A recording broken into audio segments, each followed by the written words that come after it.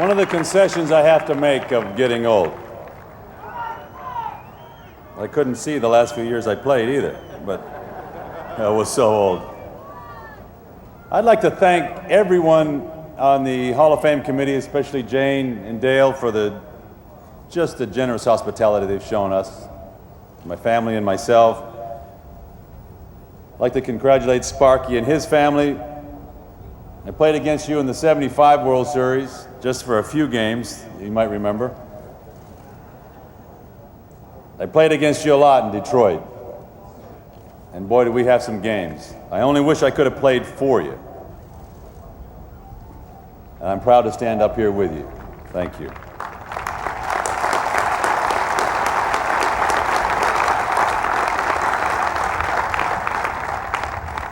Seems to be a lot of guys I played against here from the '75 for some reason. I'm not quite sure. But I played against Tony in '75. And then he came to the Red Sox, and I found out why they call him the top dog. Doggy for short. You know, unless you're the lead dog, the scenery doesn't change. The scenery doesn't change for a lot of people. But it changed for Tony, because they shouldn't have called him just Big Dog, because he was the lead dog.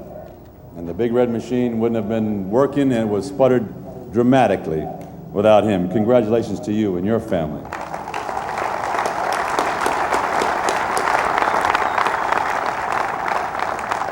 And as you called it, Marty, we won that series 3-4. You know that. And everybody comes from somewhere. I came from Charlestown, New Hampshire.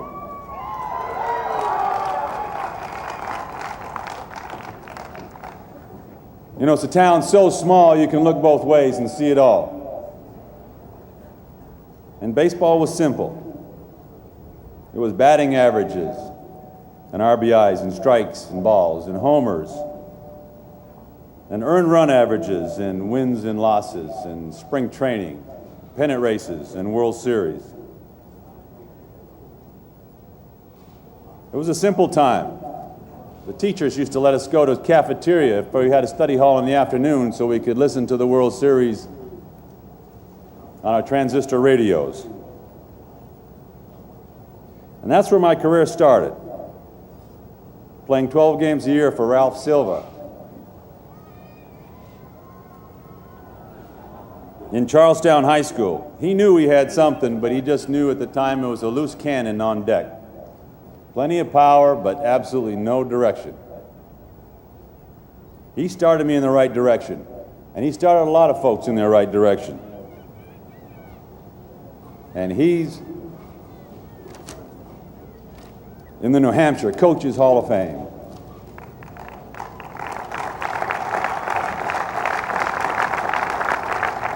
So I got a Hall of Fame start to my career. I went to the University of New Hampshire on a basketball scholarship. Dreamed of becoming a power forward for the Celtics. Power forwards don't usually stop growing about 6'1". But you know, that was a time when the country was in turmoil. The Vietnam War.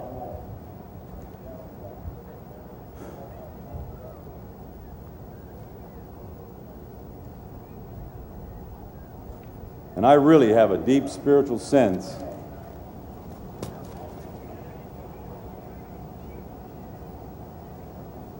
about my fate if it had not been for a couple guys.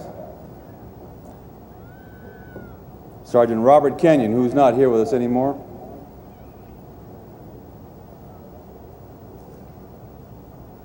And Lieutenant Jim Carroll.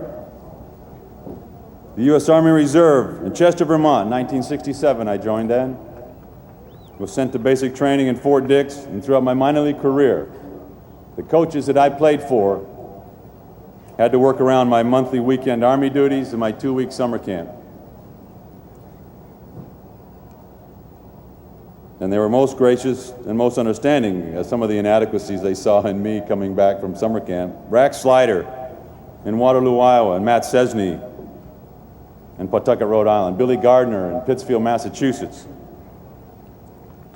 and Darrell Johnson, who probably taught me more about the method to the madness of putting fingers down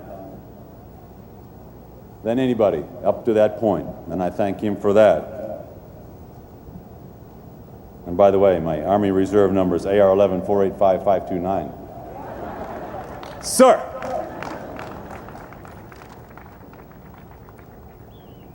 But you know, as my professional career began, I found that baseball wasn't as simple anymore. There were new words that were connected to the game of baseball.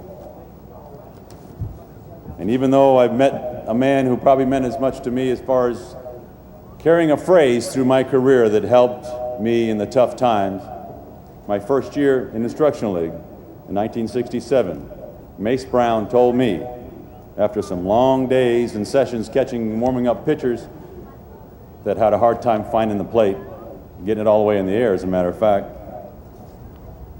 he said, "Son, I want to tell you something my daddy told me a long time ago. If you hadn't wanted to work, you oughtn't to hire it out." And so my professional career started there, and it was a work in process. But there were new words around the game that I hadn't heard of when I was growing up. Players' associations and agents and free agents and strikes and lockouts and reserve clauses and options and collusion and arbitration and damage awards. And I'd like to thank a couple people here because I really feel connected to this game. And I feel like I carried the torch for this game.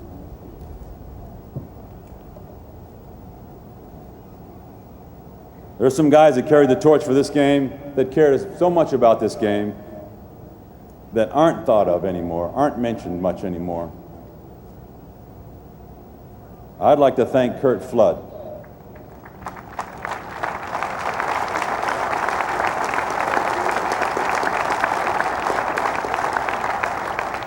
For his sacrifice, and it was a big one, the biggest. And Andy Messersmith and Dave McNally for their courage. And Marvin Miller and Don Fair for their tireless efforts in bringing the owners and players together. And the game is prospered as a result for their care and concern in their work. There are other words, more words, like licensing and multi-year contracts, and now 6, 7, and 8-figure contracts. Strength and conditioning, and supplements, and MRIs, and arthroscopic surgery. You know, without question, my career is a tale of two cities, Boston and Chicago. And it was in that order. The two great cities, two great baseball cities with rich, storied histories. Two time zones and two parts of my career. You know, I began my career in the big leagues with a nice cool 0 for 13 against Mickey Lolich, Stan Bonson, and Mel Stottlemyre. I didn't think I could play at this level. In the 1972 season, I started the season as the number 3 catcher, third string behind Dwayne Josephson and Bob Montgomery. I ended up that season as the first unanimous choice Rookie of the Year.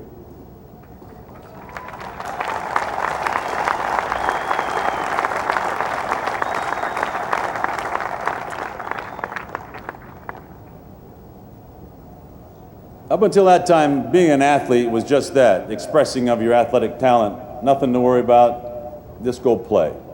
And boy, was it a lot of fun. But in '74, I learned there's just a lot more to catching than just catching. I had my knee destroyed at home plate in a collision in Cleveland. Following spring, I had my arm broken in spring training. I was told to consider giving up the sport. Catchers don't catch after having their knees reconstructed.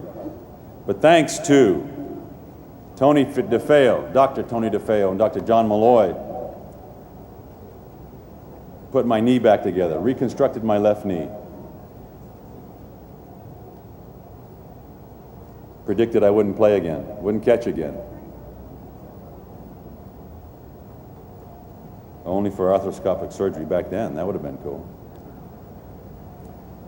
You know, those early years bring back memories of some of the intense battles we have on the field. And we only determine they're intense because of the competitive nature of the teams that are intense.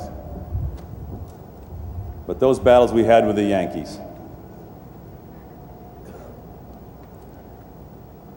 Probably one of the greatest, or the greatest rivalry that I have ever been involved with, only because of comparable talent, comparable personalities, and the intensity with which we approached the game. I played for Don Zimmer during those times. Zimmy, you were the easiest guy I ever played for. The easiest manager ever. Put your name in the lineup. He said, go get him, boys. Similar to something like Sparky, I think. He knew what names to put in the lineup and let your horses go. Maybe not the easiest manager not to play for, but if you're playing for him, he was a gem. And I played with Rico and Yaz and Dewey and Freddie.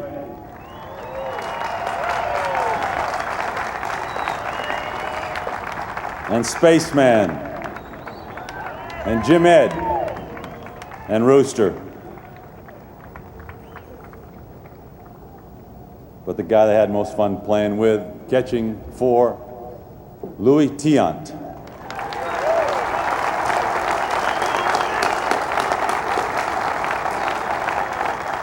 The best and most colorful pitcher I've ever caught, and the best and the most colorful ever, I think, in a Red Sox uniform. Had an opportunity to go to Chicago after technicality was just exposed in 1981. It was a new team in a new place. And geez, Eddie, we had so many new uniforms too. But they were big league uniforms and they were in Chicago. And Chicago is a baseball town. In 1983 was our most complete season, the most complete season I think a team had ever had that I'd played for. We ran away with a divisional race in 1983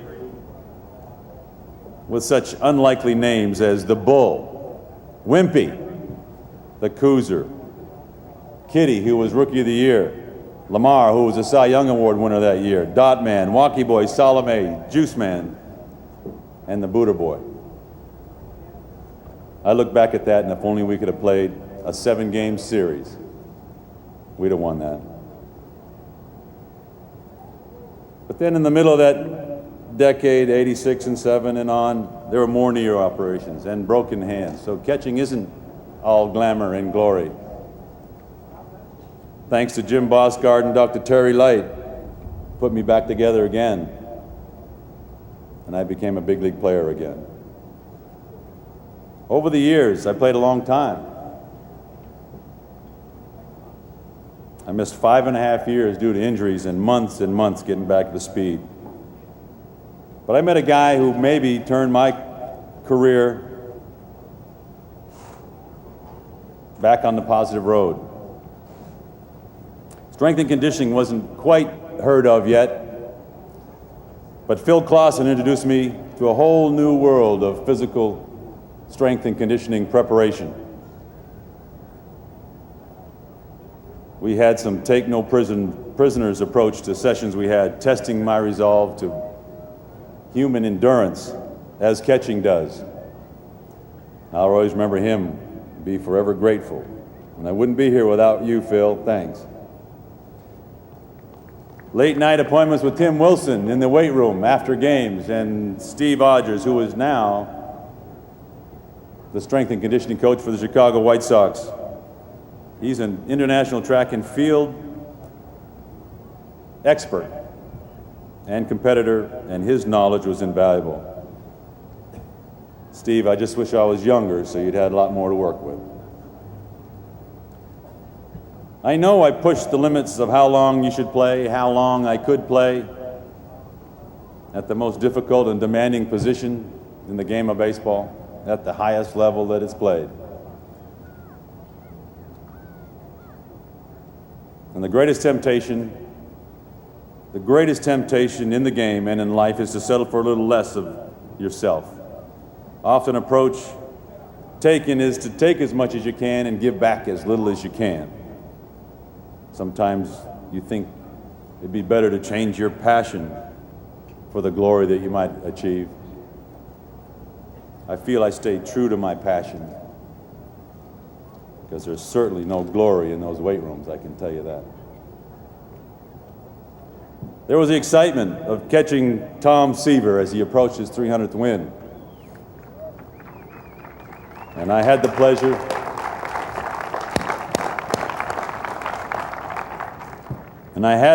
to catch his 300th win in New York. And it was against the Yankees.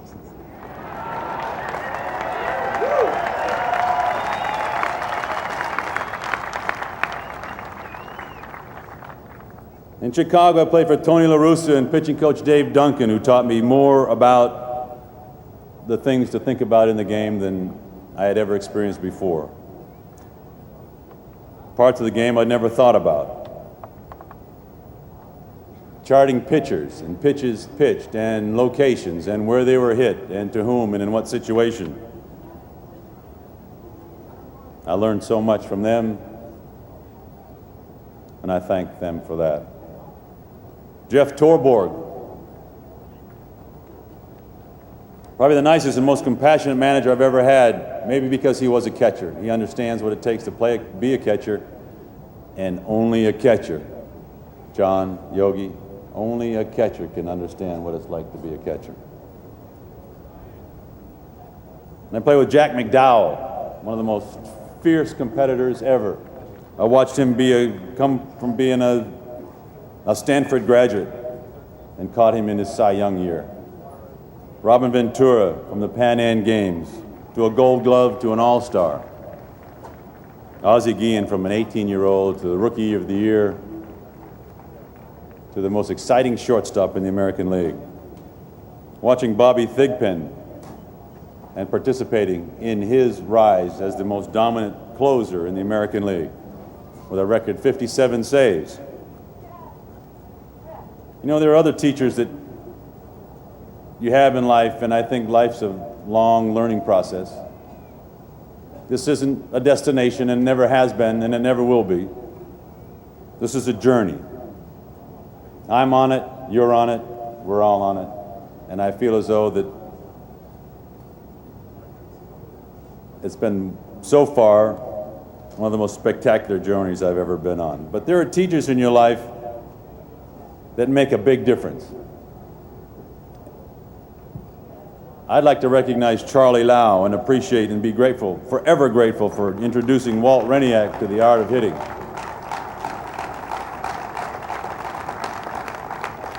Walt Reniak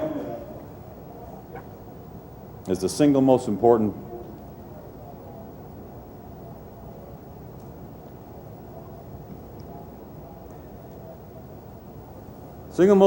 person in my baseball life.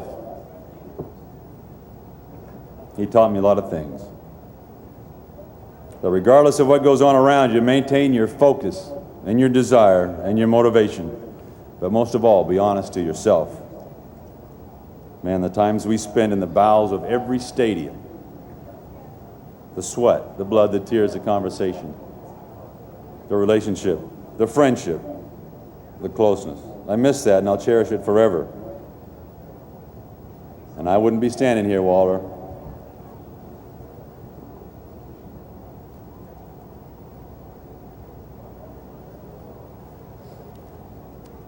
I wouldn't be here if it wasn't for you, Walter. Thanks.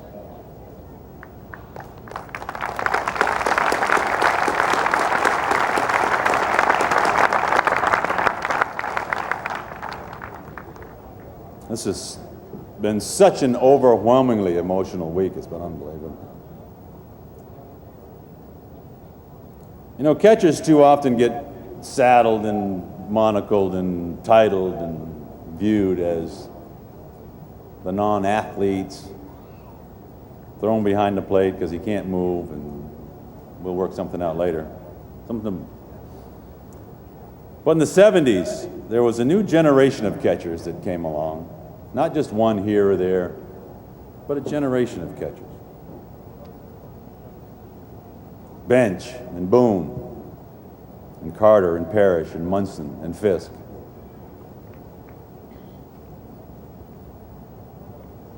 That's when they started putting athletes behind the plate. And I think the whole game has elevated since.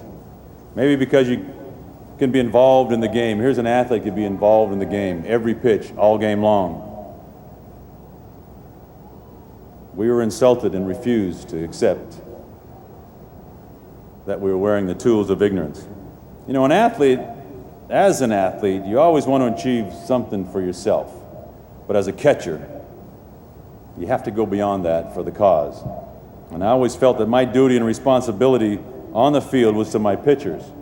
I know offense is an important part of the game, but I would do whatever it took to instill a confidence in my pitching staff and ensure the feeling that somehow we, not you, not me, but we could get through any situation.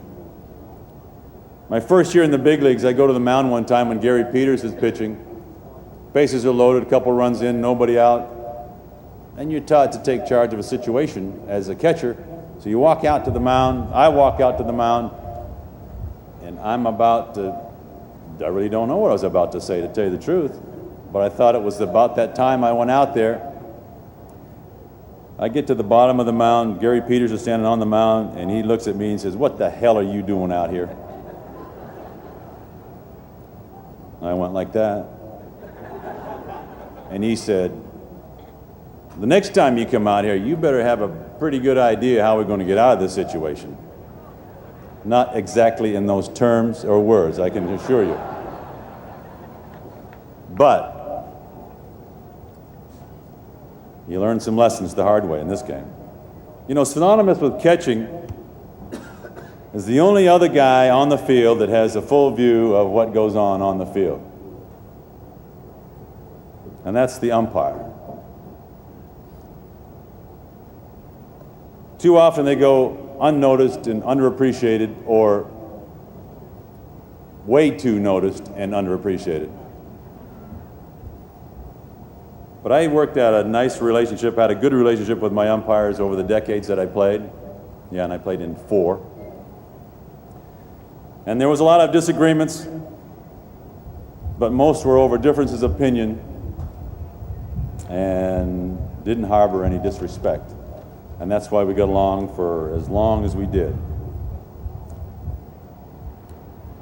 You know, some special people that I have to mention that aren't here today.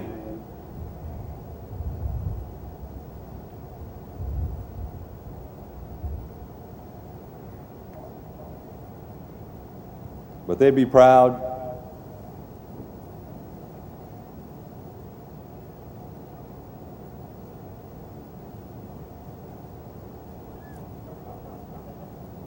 They'd be proud.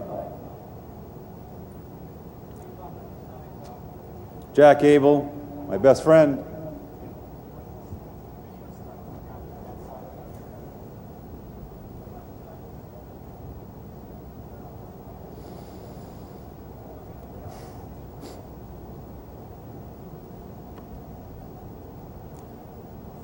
Willie Thompson. Spent more time with him in the clubhouse than I did my wife at times.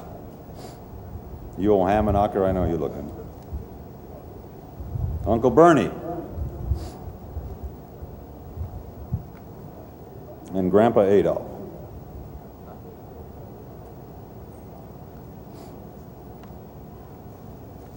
We had something special.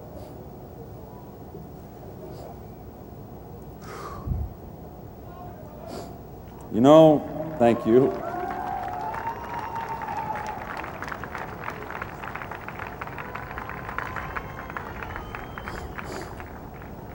You know, there's an old Hopi Indian saying that says you cannot pick up a pebble with one finger. and I am but one finger. And it wouldn't be possible for me to be standing here if it were not for all the other fingers in my life. So I'd like to introduce some of them to you. So might take a while if I can't make it through this, but so bear with me.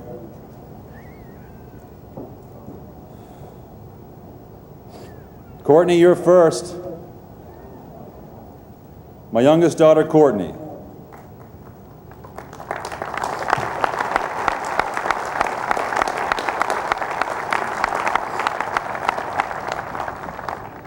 She's one of the only ones I've watched grow up. I played too long to watch the other ones.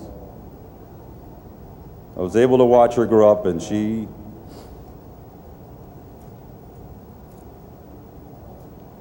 fills me up. Watched her play volleyball on the Lockport Township High School State Championship volleyball team. And I used to say, "Hey, Gumpy!" and embarrass her half to death, so I told her I wouldn't do that today.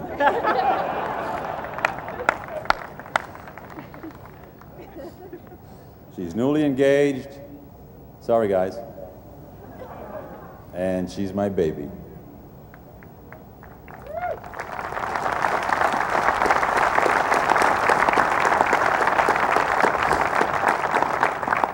And Casey, my son. He traveled with me as much as he could. Bat boy, he was there when I hit my 300th home run. First guy that met me at home plate. Hugged me and kissed me, and that's all I need.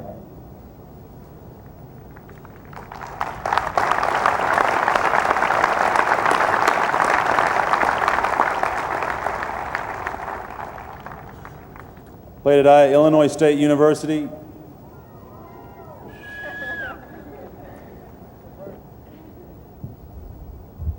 I helped coach his team one year. He was Missouri Valley Conference Player of the Week and a Missouri Valley Conference Tournament, all-tournament team member. Married to Tracy, his wife. Obviously, it wouldn't be his wife if he wasn't married to her. Met her at Illinois State. She's been a terrific addition to the family. The coach. She coaches the girls' team, basketball team at Ferris State University. Carlin, my baby, my oldest baby.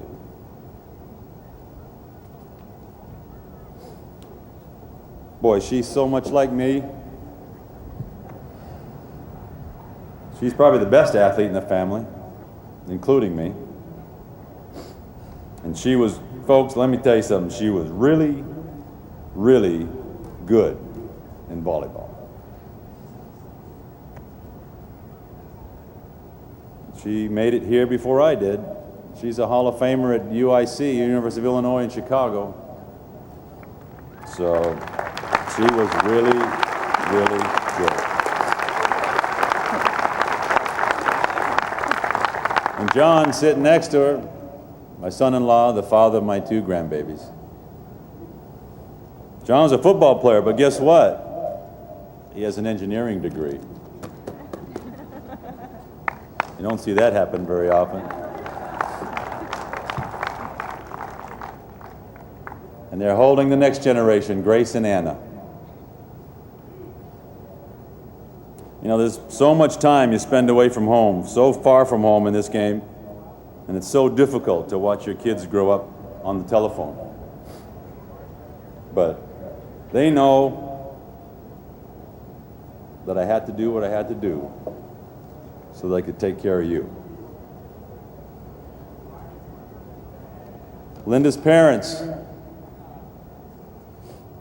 Lorraine and stepfather Norm, and our favorite fourth base coach, Auntie Detta. And we all love them. My brothers and sisters are here. I don't think there's anybody left in New Hampshire, to tell you the truth. I think they're all sitting right over here. You know, it made for a full house. 3 brothers, 2 sisters, 6 of us in all. House of sibling rivalries and the house of friendly competition. My oldest brother Cal on the end, and Seti and Conrad, and June and Janet. Janet's married to one of my teammates, ex-teammates, Rick Miller.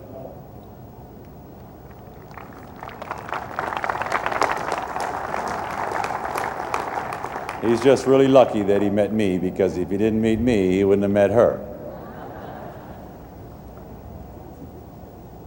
And my mom and dad at the end here. My mom, Leona. She was the warmth in our family. She was the warmth and the comfort and the love. And we wouldn't have made it without her. She bakes the best cinnamon rolls in Sullivan County, and I can guarantee you that.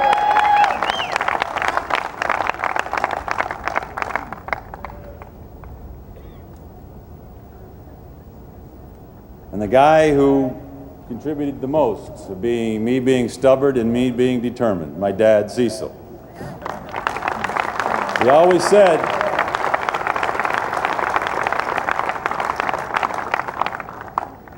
keep your eye on the ball. Cripes, if you can't run around there for an hour or two, you shouldn't even been out there. Well, Dad, I was out there for 30 years.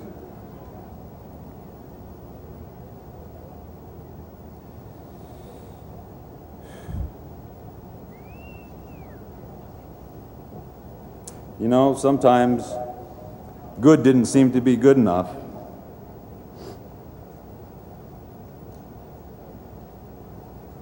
But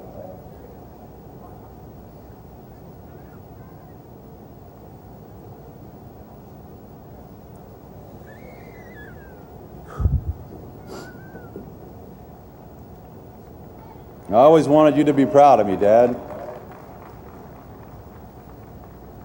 And sometimes just because you could have done better doesn't mean you've done badly.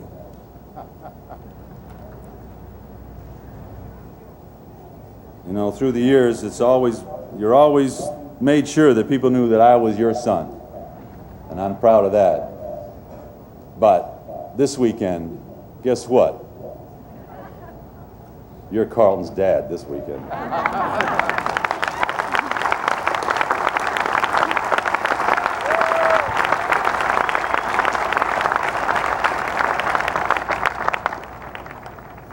You did that in one weekend, too. I went from being Cecil's boy, and you went to being Carlton's dad. That's, you know, sometimes people ask you, what are you going to miss about baseball? What do you miss about baseball? I miss this. I miss this. I miss being at the ballpark. I miss being there on a warm summer's evening with the smells of hot dogs and brats filling the air and this excitement. Just the energy overflowing at the ballparks. And you feel so good and you feel so alive and your mind and body are so sharp. I miss singing the national anthem, standing at home plate before a home game. I miss singing the 7th inning stretch. But what I miss most, I miss that very, very good feeling that you know that you're part of something special. And I was part of something special in Boston, and I was part of something special in Chicago. But most of all, I'm part of something special here today. Sometimes they say, it's not what you achieve in life that defines you, it's what you overcome. And I feel that baseball offers a lot of those lessons because there's so much to overcome. Failure is so closely connected with success. And there would be no success if there was no failure. So you have to understand that we are Hall of Famers, but we are not perfect. I'm thrilled, absolutely thrilled, and proud to stand here in front of them and before you and everybody in Boston and Chicago and here in Cooperstown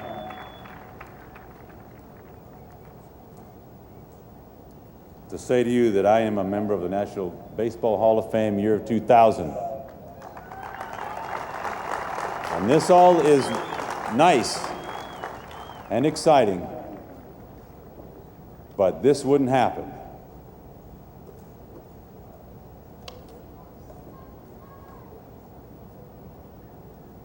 if it wasn't for the most special person in my life.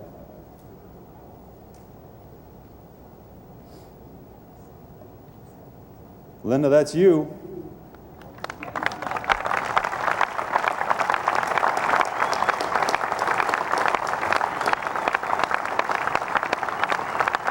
She's been there all these years.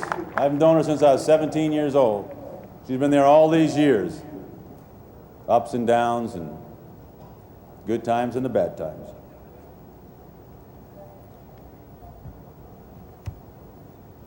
She's my friend, my lover, and the mother of my children. And I love you.